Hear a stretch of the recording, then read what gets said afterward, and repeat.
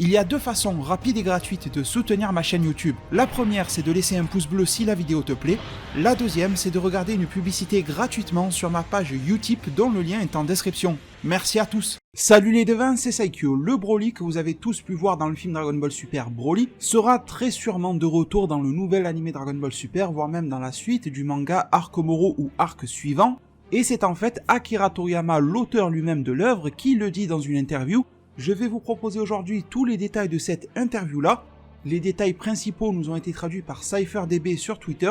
Des pages et photos ont été fournies par Marty Japan et la traduction en français que je vais afficher sous vos yeux vous a été rendue possible grâce au site dragonballsuper-france.fr. Je vous mets tous les liens en description.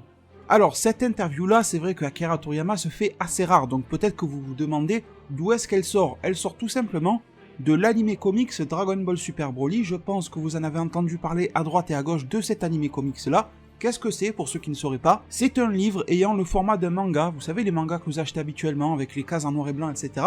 Sauf que, au lieu d'avoir des dessins en noir et blanc, eh bien ils ont pris des captures d'écran du film Dragon Ball Super Broly lui-même et ils les ont mis en scène, mis en page, comme si c'était un manga. Et ça, c'est pas du tout nouveau parce que ça se faisait déjà quand j'étais petit dans le club Dorothée. Il y avait les épisodes de Dragon Ball Z qui étaient un petit peu déjà sous format d'anime comics. Ça se fait toujours à l'heure actuelle avec du Dragon Ball GT, etc. L'autre grosse sortie hier pour vous informer, c'était également le tome numéro 1 de l'Universe Mission de Super Dragon Ball Heroes au Japon. Bon, faut savoir qu'en France, on a quasi rien sur Super Dragon Ball Heroes, mis à part le jeu, voire le Mission. Mais sinon, on n'a rien du tout à se mettre sous la main. Donc l'Universe Mission vient de sortir là-bas, alors que les précédentes missions avec les démons, etc., on ne les a jamais eu du tout en France, alors que ça date d'un petit moment. En tout cas, voilà, pour les sorties Japon, vous êtes informés, et donc dans le anime comics, on revient vers là, on a tout le film qui est raconté, comme je vous ai dit, avec les fameux screenshots et tout ça, sauf qu'on a également quelques pages où on a l'interview d'Akira Toriyama lui-même, interview un petit peu triple, je trouve, une partie parlant du film en lui-même, une partie parlant de l'anime comics lié au film, et une petite partie parle un petit peu de l'avenir de ce que peut être Dragon Ball. Alors, la première question qui a été posée à Akira Toriyama, c'est de savoir si Broly, Remo et Shirai joueront un rôle dans le futur. Akira Toriyama répond que Shirai et Remo étaient des personnages favoris dans ce film-là, dans cet anime comics, dans cette œuvre-là, en gros, Dragon Ball Super Broly. Ils ont beau être des marginaux qui se sont engagés avec l'armée de Freezer, il se trouve qu'ils sont en fait plus honnêtes que tous les autres. Akira Toriyama dit que s'il en avait la chance ou l'opportunité, il aimerait beaucoup qu'ils jouent un rôle qui prend appui sur leur puissance en tant que trio. Alors là, les devins, ça fait directement écho et référence à 3 choses de la part d'Akira Toriyama, voire même 4, j'ai envie de vous dire. La première, c'est, rappelez-vous, à la Jump Festa que j'avais couvert, j'étais directement sur place au Japon, il y avait eu la déclaration de Akira Toriyama qui n'était pas venu sur scène mais qui avait laissé un mot que Madame Masako Nozawa, la voix de Goku, avait lu sur scène. Et dans ce mot-là, Akira Toriyama déclarait au public qu'il était en train de travailler, d'écrire et de dessiner un nouveau projet. Ensuite, par l'intermédiaire de Frieza-sama, eh bien Masako Nozawa aurait également fait part au festival ou à la convention du travail au Japon, eh bien que Akira Toriyama était en train de dessiner un nouveau projet, donc nous en avons eu 2 fois la confirmation. La troisième chose à laquelle ça fait référence, c'est tout simplement le manga actuellement en cours, qui nous apporte un tout nouvel arc, l'arc Moro, et allez savoir vers où il peut aller. Il pourrait très bien intégrer la volonté de Akira Toriyama, comme Broly, Shirai et Remo qui vont être plus développés à l'avenir. Et également la quatrième chose, c'est le nouvel animé Dragon Ball Super, dont absolument toutes les sources officieuses de qualité annoncent le retour pour juillet 2019. Et clairement, je pense que Broly aura sa place, aussi bien dans le manga que l'anime, je pense qu'il aura sa place, surtout que maintenant, on a vu qu'à la fin du film Dragon Ball Super Broly, et donc de l'anime comics, que Broly est quasi indissociable de Shirai et Remo. Vous avez vu qu'ils ont formé un trio à la fin, Shirai et Remo se sont en quelque sorte associés à Broly. À la fin, ils disent même à Goku, fais attention, si tu reviens sur Vampa, tu risques de ne pas nous retrouver, parce que nous, on va partir dans l'espace. Broly, Shirai et Remo vont naviguer dans l'espace, un petit peu à leur sauce, ils vont faire un petit peu ce qu'ils veulent dans l'espace. Donc forcément, je pense que s'il y a Shirai et Remo, il y aura Broly derrière, et c'est très visiblement ce que veut intégrer Akira Toriyama à son œuvre plus tard, et moi je suis très content, parce que bon, déjà pour l'œuvre, je pense que ça lui apportera de bonnes choses. Ensuite, ils ont laissé Broly en vie à la fin du film, et je pense que ce n'est pas anodin, et ce n'est pas pour le laisser en mode chômeur comme ça sur le côté, et il faut rien, non. Je pense qu'il faut l'intégrer dans l'œuvre réellement, en faire quelque chose. Sinon, limite, ça serait du gâchis, pourquoi n'est pas-t-il mort s'il ne sert à plus rien?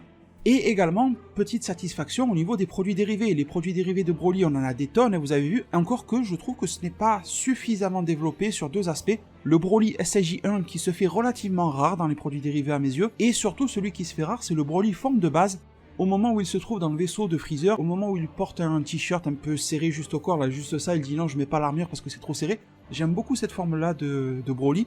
Et malheureusement, en produits dérivés, je ne l'ai pas vu. Il y a peut-être une carte de Heroes de mémoire, mais voilà, c'est pas grand-chose. Mais surtout, avoir des produits dérivés de Shirai et de Remo qui se font extrêmement rares et extrêmement pauvres. Quantitativement, il y en a très très peu. Alors des cartes de Heroes, il y en a pas mal, mais comme je vous l'ai dit, ça ne fait pas tout.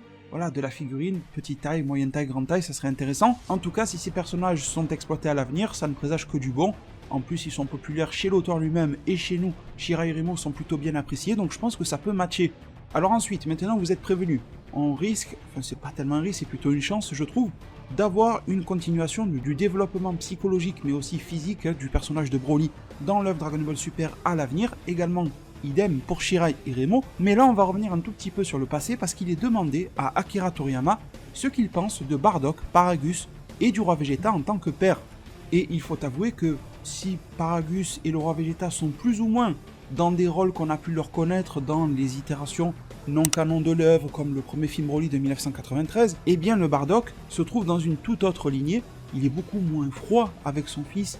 Si vous avez vu le TV spécial, en particulier la version japonaise du TV spécial sur Bardock, vous savez à quel point Bardock était un père difficile, j'ai envie de dire, un père assez sévère d'une certaine manière dans le traitement par rapport à son fils Kakaroto, et vous avez vu que dans le film DBS Broly, eh bien Bardock est un père beaucoup plus assagi, et j'ai envie même de dire beaucoup plus protecteur et aimant de son fils, avec même une certaine forme de rédemption de Bardock dans le sens où il dit j'ai tellement décimé de peuple que cette fois-ci je vais sauver quelqu'un, je vais commencer par mon fils. Dans la lignée directe du manga Dragon Ball Minus de Akira Toriyama. Eh bien Toriyama répond que par nature, les Saiyans cherchent à augmenter le nombre de personnes puissantes au sein de leur race. Je poursuis la lecture, Toriyama dit donc les liens entre les parents et les enfants ne sont pas très forts. Le roi Vegeta et Paragus veulent utiliser leurs enfants pour atteindre leur propre fierté et ambition, respectivement, tandis que Bardock, inhabituellement pour un Saiyan, est plus proche du comportement des terriens. Et il semble avoir un tout petit peu d'amour pour son fils. En y pensant, Toriyama se dit que finalement Goku ne semble pas vraiment penser à ses enfants non plus. On nous dit également qu'un commentaire sur le côté indique que Vegeta semble donner plus d'affection à ses enfants que Goku avec les siens, et se questionne si c'est dû à l'influence et à l'amour de sa bien-aimée Bulma, bien que cela ne soit pas attribué à Toriyama comme réflexion. Donc ça doit être l'intervieweur ou l'éditeur du livre qui a rajouté ce paragraphe là que vous voyez entre parenthèses, et ce paragraphe met également en lumière que Bardock a changé le destin de l'univers par cette preuve d'affection pour son fils.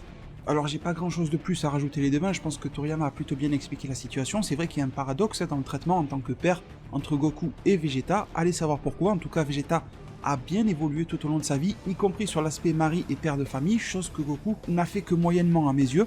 Et enfin les devins, il reste 3 questions. La première, c'est de demander quelle est la scène préférée dans le film de Toriyama. Alors j'ai vu 2 traductions différentes, une qui demandait à Toriyama quelle est sa scène préférée, et une quelle est sa scène de combat préférée. Alors vous allez me dire, il n'y a pas une grosse différence, je joue sur les mots, mais voilà, je vous en tiens informé. Et Toriyama répond et indique que les scènes de combat sont vraiment incroyables dans le film et pense que la façon dont elles donnent l'impression d'avoir glissé dans une autre dimension était inédite. Bien que ce ne sont pas exactement des scènes de combat, Toriyama répond directement à la question et dit avoir aimé particulièrement les scènes où Goku s'échauffe en plein entraînement et celles où il souffle sur le vaisseau des soldats de Freezer. Et il précise que les deux étaient des improvisations du staff de la Toei Animation. Alors si vous ne voyez pas exactement de quelle scène il parle, je vais vous afficher les images. La première, c'est quand Goku prend le relais sur le combat de Vegeta. C'était ce qui avait été dans le tout premier teaser du film. Il sautille sur place, etc. Donc ça, c'est une impro de la Toei Animation et Toriyama a beaucoup aimé. Et la deuxième chose, c'est le moment où Goku a toujours sa veste là pour aller dans le froid, etc. Et qu'il se pose sur le vaisseau, il colle carrément son nez, il souffle, et il y a les 2 soldats de Freezer qui ont peur et tout ça. C'est une scène qu'il a beaucoup appréciée. Et d'ailleurs, j'aimerais vous dire, je vais essayer de vous retrouver l'image, que ce type de scène-là a été repris quasi à l'identique au tout début du manga dans l'arc Moro. On a Goku qui se colle sur le vaisseau, etc., qui fait à peu près la même chose. C'est dessiné légèrement différemment, mais ça ressemble énormément. Donc j'ai l'impression que Toriyama a tellement aimé, voire peut-être même Toyotaru, ou les deux ensemble, parce qu'ils communiquent, ont tellement aimé ce rajout de la Toei, qu'ils l'ont rajouté dans leur propre manga. C'est assez intéressant. Ensuite, deuxième question, il est demandé à Toriyama s'il a eu des demandes particulières pour les positions de ses personnages, leurs expressions ou leur façon de parler entre le script et le film. La réponse est claire, Toriyama n'a pas eu de demande particulière, les dialogues étaient écrits dans le script, et il pense que le directeur, Monsieur Nagamine, le réalisateur, a réalisé un bon travail en déduisant l'atmosphère de tout cela. Et enfin, Toriyama s'adresse donc à nous parce que la question qui lui est posée, c'est vu l'acclamation internationale pour le retour de Broly, il est demandé à Toriyama un message pour les lecteurs.